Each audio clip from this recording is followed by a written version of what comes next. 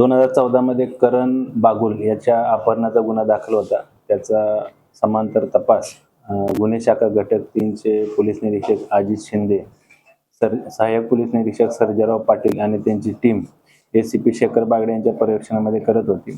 त्या 2014च्या गुन्ह्यामध्ये अपहरित इसम करण बागुल याचा मर्डर खून झाल्याचं तपासामध्ये निष्पन्न झालं. त्या संबंधानं युनिट 3 ला गोपनीय माहिती मिळाली होती. पुराव्याच्या आधारे तपास केला असता अपहरित इसम करण बागुल याचा मर्डर झाल्याचं निष्पन्न झालं. या अनुषंगानं 3 आरोपींना त्या खुनाच्या गुन्ह्यामध्ये अटक करण्यात आली आहे, ज्यामध्ये यापूर्वी सुरेंद्र पाटील रील स्टार राहणार डोंबिवली, त्याचबरोबर चंद्रकांत गायकर आणि सुरेश देगावत असे 3 आरोपी अटक करण्यात आलेले आहेत.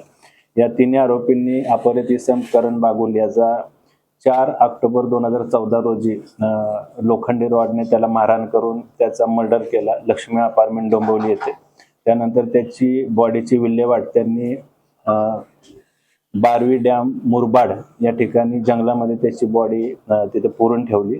त्या अनुषंगानं युनिट 3 चा तपास सुरू आहे. सध्या 3 आरोपींची पोलीस कोठडी 2 मे पर्यंत आहे. गुन्हे शाखा घटक 3 ला गोपनीय माहिती मिळाली होती की या 3 इसमांनी करण बागुलचं मर्डर केलेलं आहे. त्या अनुषंगानं आम्ही काही प्राथमिक चौकशी केली, काही पुरावे निष्पन्न केले, त्या आधारावर खून झाल्याचं निष्पन्न झालं.